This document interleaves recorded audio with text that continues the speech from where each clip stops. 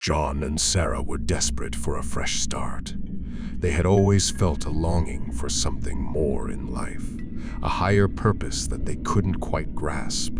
So when they heard about the Church of the New Dawn, they thought they had found the answer to their prayers. The Church of the New Dawn was founded in the early 1960s by a man named Ezekiel Matthews. Ezekiel had been a traveling evangelist for many years, preaching a fire and brimstone message of repentance and salvation. But he grew disillusioned with the larger church organizations he worked with, believing that they had become too corrupt and focused on money rather than God. Ezekiel believed that God had spoken to him directly, giving him a new mission. He gathered a small group of like-minded individuals and founded the Church of the New Dawn, a community that would be based on strict adherence to the Bible and a belief in the imminent return of Jesus Christ. The Church of the New Dawn was known for its extreme beliefs and practices. They believed in the power of faith healing and refused to seek medical treatment for any illnesses or injuries. They practiced strict gender roles, with women relegated to subservient positions and denied any leadership roles. They also believed in the practice of animal sacrifice, which they saw as a way of appeasing God. The church was originally based in a small town in the Midwest, but as its membership grew, it became more and more secretive. The church moved to a remote location deep in the woods, where they could practice their faith without interference from the outside world. They preached a message of hope and salvation, promising their followers a life of meaning and fulfillment. John and Sarah were drawn in by their charismatic leader, a man named Reverend Samuel, who spoke with conviction and authority. As they attended more and more services, they began to realize that the church was not all it seemed. The rules were strict, and the punishments for disobedience were severe, but they were so deep in the grip of the cult that they couldn't bring themselves to leave. One day, Reverend Samuel announced that the church had received a message from God. They were to offer a sacrifice, a child, to prove their faith and devotion. John and Sarah were horrified. They had a child, a little girl named Lily, who they loved more than anything in the world. They couldn't imagine sacrificing her, but they also couldn't bring themselves to leave the church.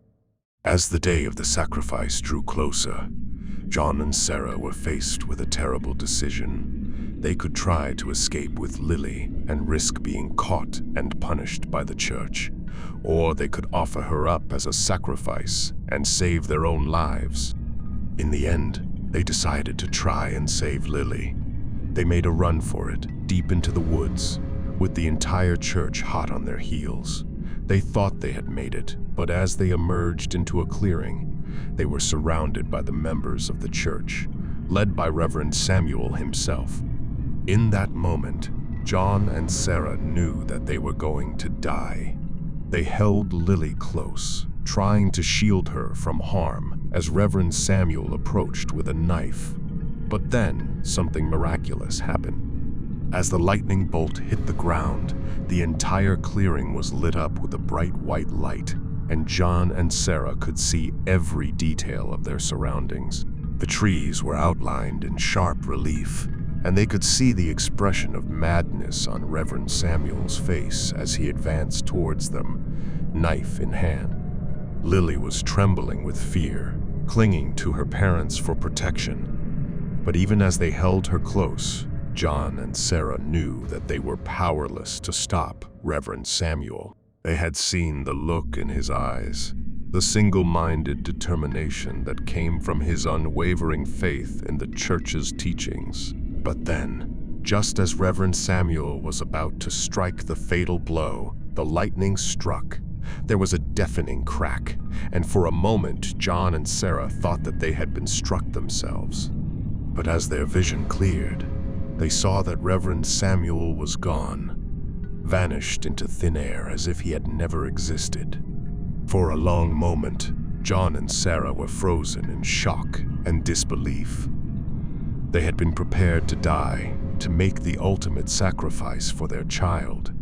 But now, as they looked around the clearing, they could see that everything had changed. The trees were still smoking from the lightning strike, and the air was thick with the smell of ozone. But Reverend Samuel was nowhere to be seen. Slowly, they began to realize that they had been given a second chance. The church's teachings had told them that there was no escape from the end of the world, that they were doomed to die for their fate. But now, as they stood there in the clearing, they knew that there was still hope. Lily was crying softly, still shaken by the events that had just transpired. But John and Sarah knew that they had to be strong for her, to show her that there was still hope in this world. And so, holding her close, they began to make their way back towards civilization, leaving behind the Church of the New Dawn and all that it represented. John and Sarah and Lily were able to escape, but they knew that they would never be able to forget the horror they had witnessed. They had lost their faith in the Church of the New Dawn, but they had gained a new appreciation for their family and the lengths they would go to protect one another. As for the Church of the New Dawn, it continued on as if nothing had happened. The members believed that they had been tested by God and that they had emerged victorious. But for John and Sarah, the scars of their experience would remain with them forever.